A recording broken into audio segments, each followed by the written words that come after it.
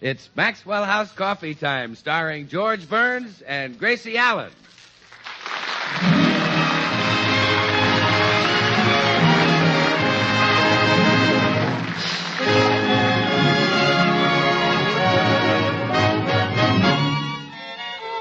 With yours truly, Bill Goodwin, and the music of Meredith Wilson and his orchestra.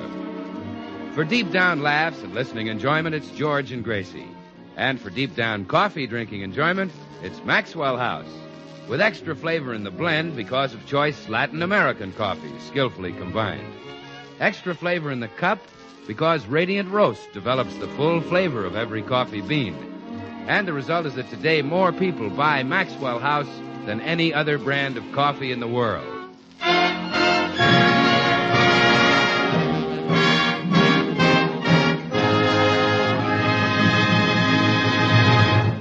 Well, last week, George Burns received a note signed Harry, offering him a big job in Washington. He thought it was President Truman asking him to come to the Capitol and help run the government. But it turned out to be his neighbor, Harry Morton, asking him to come to Washington State and pick apples. 140 million Americans breathed a sigh of relief. But George was mighty unhappy. In fact, Gracie is still trying to cheer him up. Oh, George, you haven't touched your breakfast. I'm not hungry. Oh, but darling, this has been going on for a week now. I can't help it. Oh, George, you can't stop eating just because you didn't get to run the government. If everyone did that, there'd be an awful lot of skinny Republicans. Well, I can't eat and I can't sleep. Everyone is laughing at me. Oh, now, look, for years you told jokes in vaudeville. Why should the sound of people laughing bother you? Oh, I see. It startled you, huh? It frightens me. Oh, now, dear, get a grip on yourself. You're cut out for bigger things than apple picking, and the whole world knows it. Well, Oh, they come in. Telegram for George Burns. Sign here. All right. There you are. Thank you. I'll open the telegram. Who's it from? Oh, listen to this. A man with your ability should not waste his time picking apples. The OPA needs you. Wow. The OPA. The Orange Pickers Association.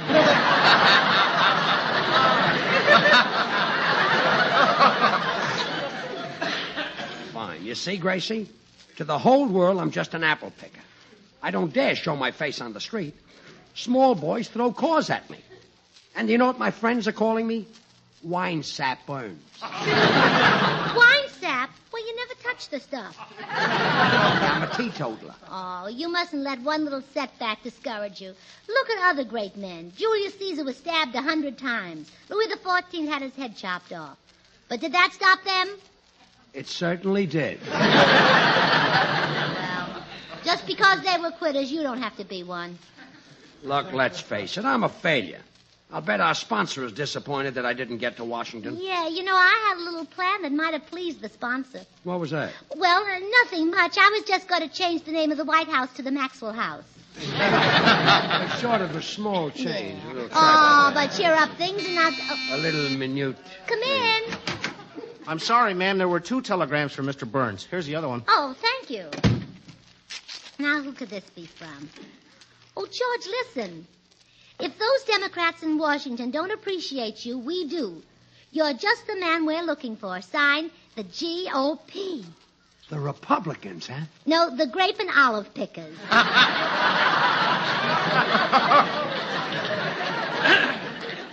Oh, nuts. No, just grape and olives. The nut pickers will be next. I tell you, this thing has ruined my whole life. I can't pick my head up. Well, good morning, everybody. Wine sap Oh, Burns, good wine morning, sap. Meredith. Good morning. Gee, what a beautiful morning. Birds are singing, sun is shining, the flowers are blooming. What's the good word, George? Shut up. Gosh, you don't have to bite my head off. Why not? What good is it? Oh, I'm afraid someone is not in a good mood this morning. Neither's George. He's very grumpy. Yeah. Well, he's been terribly upset ever since this big job in Washington fell through. I can't see why it fell through. I think George is perfect for the job. I think he ought to go right to Washington. Do you really, Meredith? Yes, sir. Those apples need picking. Meredith, how would you like to go soak your head? I don't believe I'd care to, George. There's too much flu around. Oh, get out of here. Oh, please don't be offended, Meredith. George is not himself. He's on the verge of a nervous collapse. Well, don't worry. It won't last forever. I knew a fellow in Mason City just like George. He was terribly low and depressed. Talked all the time about hanging himself. Really? Yep. Finally did it, too.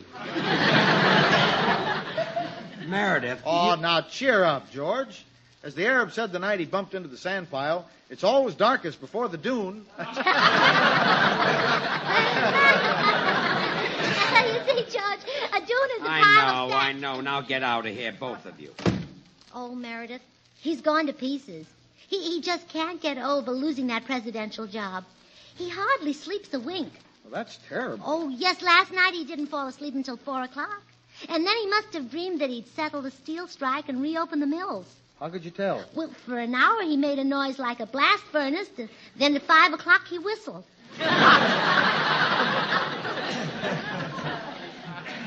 Poor George. Something has got to be done. Oh, yes. If you were married, George, would you call a doctor? No, I think I'd consult a lawyer. No, I meant... Oh, well, let it go. I'm going to call a doctor.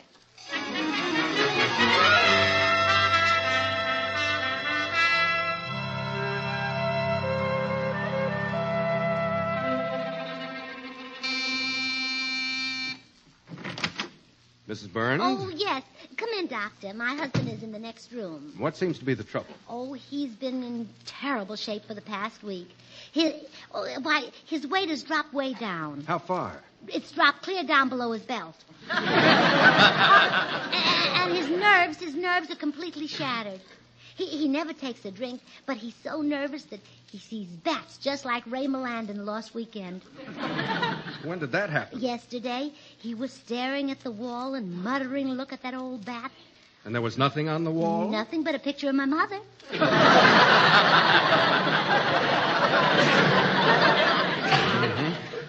Well, better have a look at him. Oh, well, right in here, Doctor. George, this is the doctor. He's going to examine you. I don't need a doctor. I'm not sick. Better let me be the judge of that, Mr. Burns. Now, take a deep breath. I don't want to. Now, please, George, do as the doctor asks. He only wants you to take a deep breath. You can let it out again as soon as he's gone. There's nothing wrong with my breathing. Well, there might be. Let's find out. Oh, okay. Inhale. Now, exhale. You see? See what? Well, it came out a different place than it went in. Hope it isn't too late for penicillin. Now open your Hope shirt. it isn't too late for penicillin. You'll just open your shirt, Mr. Burns, so I can examine your chest. I don't want to. George, the doctor wants to see your chest. Now open your shirt and I'll point it out to him.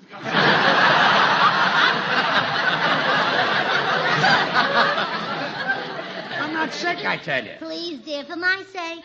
All right. There. Now, go ahead, examine my chest. Now, there it is, Doctor. See? Right where his neck joins his stomach. No. Up a little and to the left. Yeah, that's it. Oh, I see. Well, what there is of it seems sound enough. What'd I tell you? Now, go away and leave me alone. I think I'd better have a look at your tongue first, Mr. Never Burns. mind my tongue. George, the doctor wants to see your tongue. Now, stick it out. Okay. Now, turn it over so we can see the other side.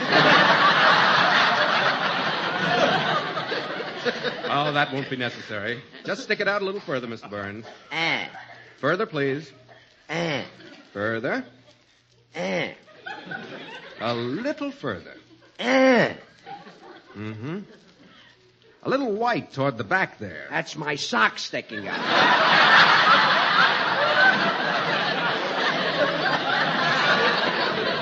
Now, that's enough of this silly examination. Get out of here, both of you. Oh, well, we better go, Doctor. He has a fearful temper. Very well. Try eating more fresh fruit, Mr. Burns. You know the old saying, an apple a day keeps... Out. Gracious. He's in quite a state. Is it serious, Doctor? Mrs. Burns, your husband is dangerously close to a nervous breakdown. Oh, dear. He needs a rest. He must stop whatever he's been doing and just sit around for a while. Oh, that'll be terribly hard. Why? Because that's what he's been doing. Well, then he needs a complete change of scene.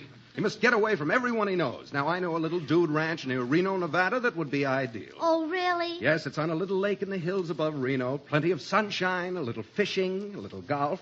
When your husband comes home, you won't know him from Johnny Weissmuller. Oh, now, Doctor, let's not blow our top, shall we? Well, thank you ever so much. I'll go right down to the station and buy him a ticket for Reno.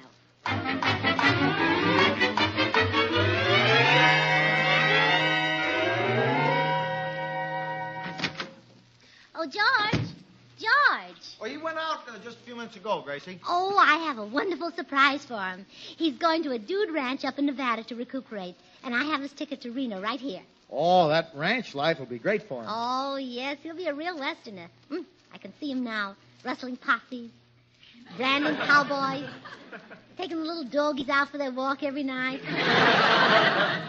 Yeah, and they say horseback riding is very helpful. Oh, yeah, I hope so. George's never ridden before, but nature intended him to be a great rider. It did? Oh, yeah. His legs look like he was born with a horse between them. Well, maybe we better go find George and tell him the big news.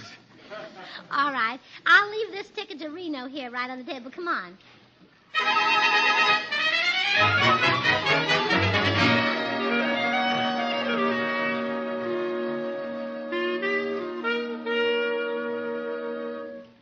Why don't you go home, Bill? You've bawled me out all the way from the cigar store, and I'm sick of it. No, George, I'm not leaving till I hear you tell Gracie that you're sorry for being such a grouch. Okay, come on in. Gracie! Oh, Gracie! Not here. Probably left you, and I don't blame her. Oh, don't be silly. Gracie wouldn't leave me. I've given her the best years of my life. Holy smoke, were those your best?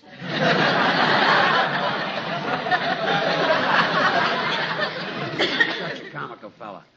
Listen, I'm not trying to be funny. I'm just warning you that if you want to stay married to Gracie, you better stop going around with such a long face. Yeah, huh? Yeah. A face like yours should be as short as possible.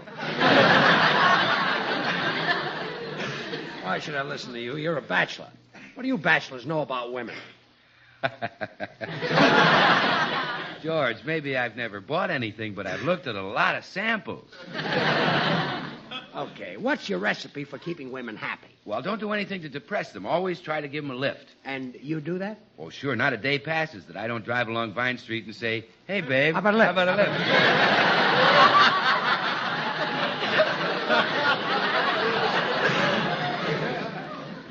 Comedian, don't worry. I'll never lose Gracie. When she gets back, you'll find... Hey, what's this on the table? It's an envelope. Maybe she left you a note. You see? Won't even leave the house without letting me know where she's gone. And you thought she was sore at me, huh? Oh. Oh, no. What is it, George? Bill, you're right. I've lost her. Gracie's leaving me. Huh? Look, it's a ticket to Reno. Reno, huh? Oh, murder. I can't believe it. We've been together so many years. In vaudeville. On the radio. And now she's leaving me. Tell me, Bill, what should I do? Better raid the icebox. It may be your last meal for a long time. I saw a cream in the icebox.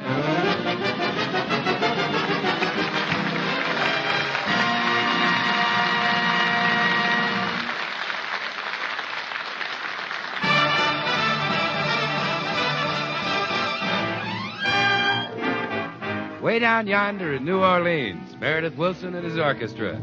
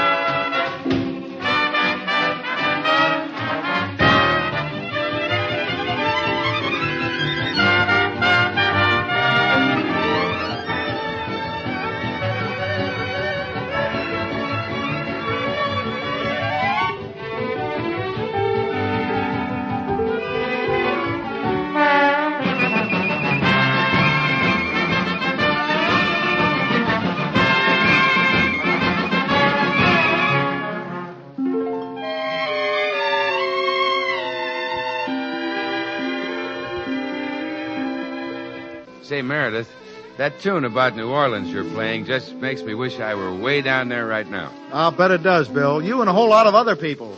Because this is Mardi Gras week in New Orleans. Huh? Just about the gayest, brightest celebration in our country. Well, it isn't only the Mardi Gras I'd like to see again, but the beautiful old city itself. The traditional Creole houses, the courtyards, the iron balconies, the narrow streets that bear great names. All characteristics that mean New Orleans, a distinctive part of our American scene.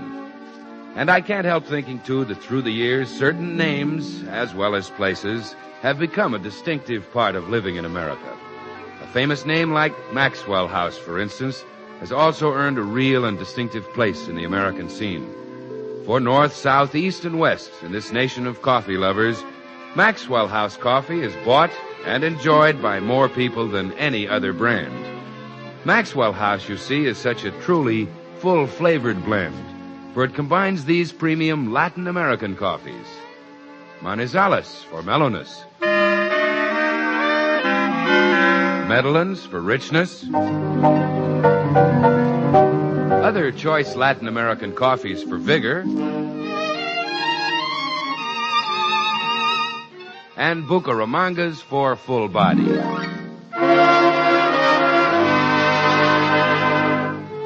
The result is a blend so really delicious that more people just naturally say Maxwell House when buying coffee. They know that it's always good to the last drop.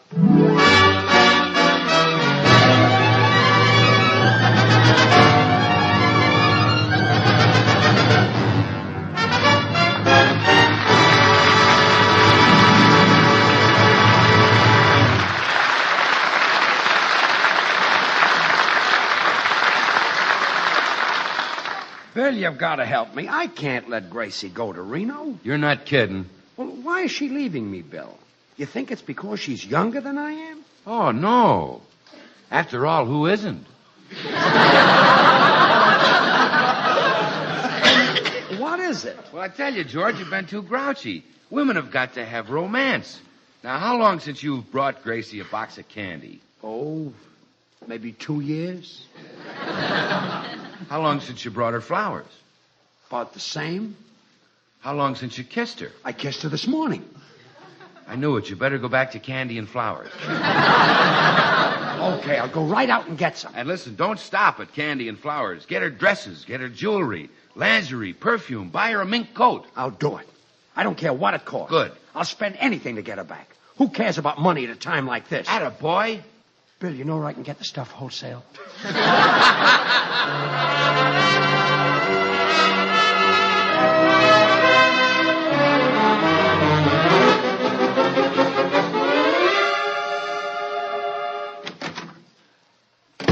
Well, I tell you, Meredith, something must have happened to George. We've looked every place. Oh, now, don't worry, Gracie. But the doctor said his mind could go any minute.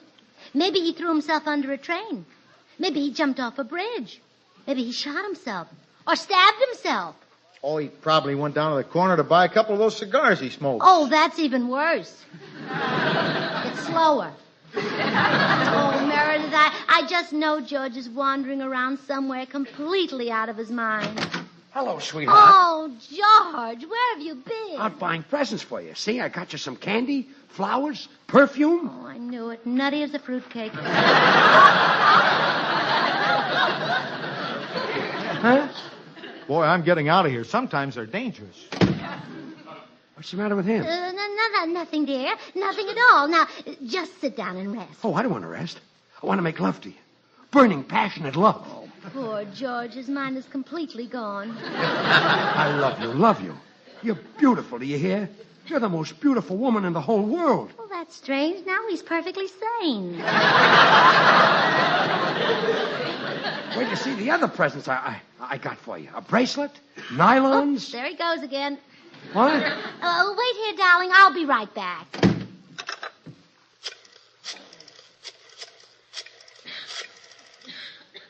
Dr. Elzer speaking. Oh, this is Mrs. Burns. Well, it happened, Doctor. My husband has gone mad. Stark, raving mad.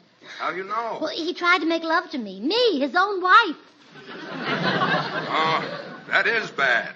I'll come over just as soon as I can. Meantime, be very careful not to cross him. Agree with everything he says. Don't cross him, huh? Absolutely not. He might become violent. No matter what he says, you agree with him. You're all right. I'll agree with everything he says. Thank you, Doctor. Gracie, I'd like to talk to you. Yes, you would, George. You certainly would. You're so right. That's just what you'd like to do.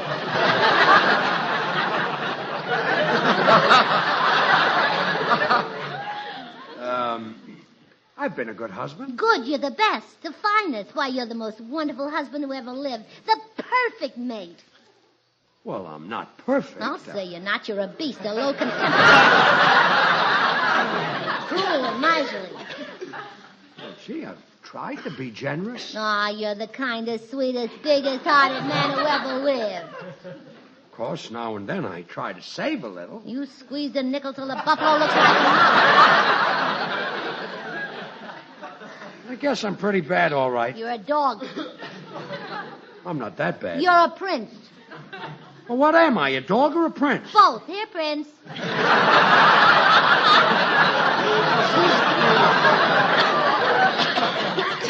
I must have done something awful to get you in this frame of mind. Oh, you've starved me. You've beaten me. You've tortured me. That's not true. What a liar I am. I've done my very best. But at times you haven't made it easy. I've starved you. I've beaten you. I've tortured you. That's not true either. There I go lying again. You're talking like this in order to hide the real reason you're leaving me. I know. There's another man in your life. Yeah, that's it. Another man. A handsome man. The handsomest man in Hollywood. Big and tall. With gable shoulders. And Gable's back. And Gracie's got him.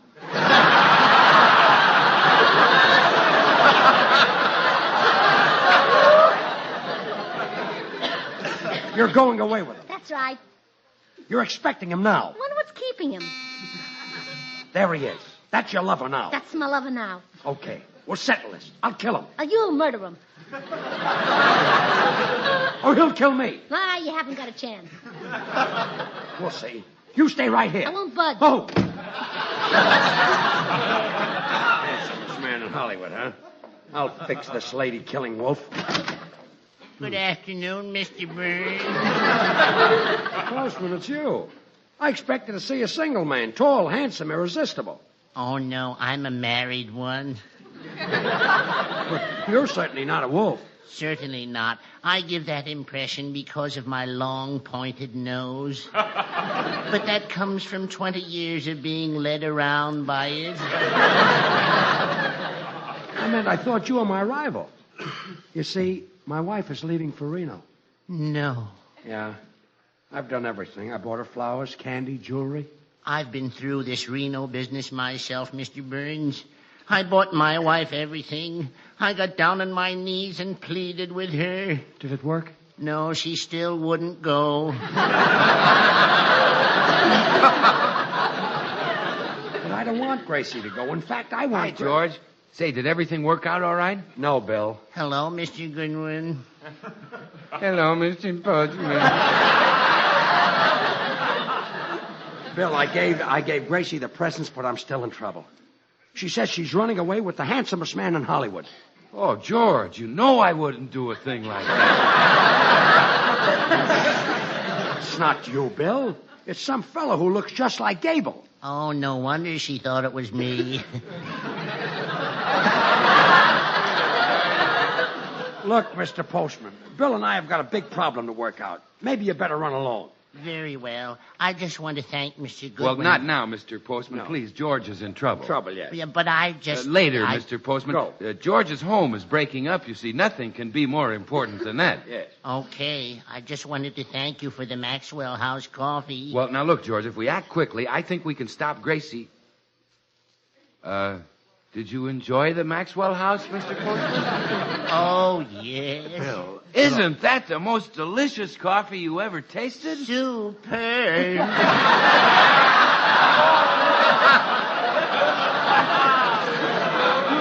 Look, fellas. Maxwell House is so appetizing, rich, full-bodied, and mellow. Hey, Bill. Coffee at its full-flavored best, good to the last drop. That's Maxwell House. Yes. Fellas, my wife, remember? Oh, yes. How'd your wife enjoy it, Mr. Postman? She loved it. Oh, everybody does. If Gracie leaves me, I'll kill myself. Oh, there's nothing like a cup of Maxwell House. I'll buy a gun and shoot myself.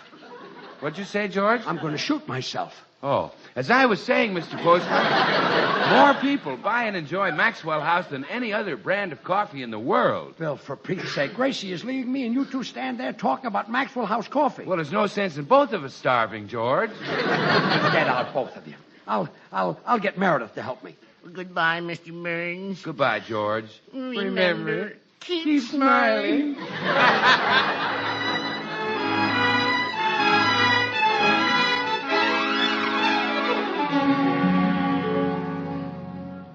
Meredith, do you mean to say that ticket for Reno was for me and not for Gracie? Sure.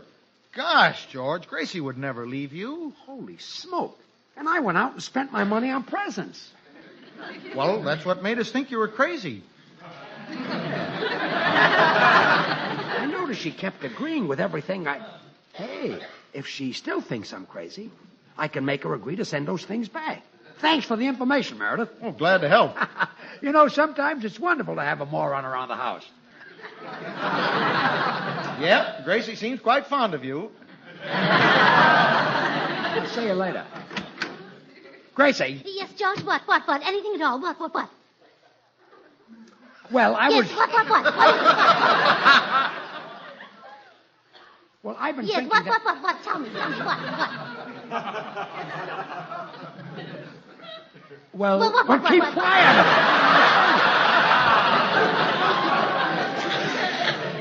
You know the presents I brought you? Oh, yes, darling, the most wonderful flowers, candy, perfume, bracelets, and nylons in the world. Well, I don't like them, and I want them sent back immediately. They're the worst flowers, candy, perfume, bracelets, nylons I ever saw, ate, smelled, looked at, and have on, so they can't be returned. I order you return everything immediately. Yes, dear, immediately. Anything you say. And I think I'll go see a burlesque show. Oh, yes, see to. Have fun. Get right up on the runway with the girls. Now kiss me goodbye, dear. Yeah, of course, dear. A big kiss. Goodbye. Oh, excuse me. I just wanted to see if your scheme worked, George. You know, pretending to be crazy so Gracie would send all the presents back. Oh, yes, it worked for you. What?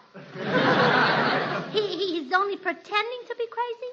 Wallington, get out of here and leave Napoleon alone. Oh, never mind, dear. Never mind, Wallington. So, you were playing a little game, huh? Well, yes. But you're going to take those things back anyway, aren't you? Okay, keep them. Now you won't have to buy anything for a whole year. Well, anyway, a couple of months. A week? How are you fixed for today? I'm going shopping.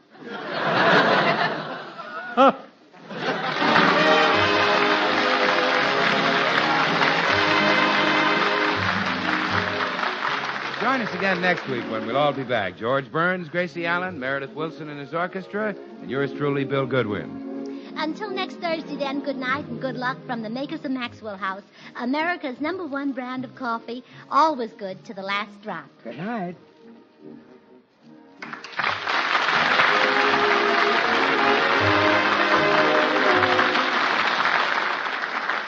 Stay tuned to this station because Bird's Eye Open House, starring Dinah Shore, is coming on in just a second. Dinah's special guests tonight are Ozzie and Harriet. Oh, goody, goody, Jell-O pudding tonight. It tastes like Grandma's, only more so. You ain't kidding, that's right. And just as Jell-O's 6 delicious locked-in flavors can't be beaten, so the proof of Jell-O pudding's in the eating. The Jell-O twins are hard to find, but keep on looking in your store. When sugar shortages are over, there'll be more. Just a taste of Jell-O pudding or of Jell-O and you know it's the one and only Jell-O.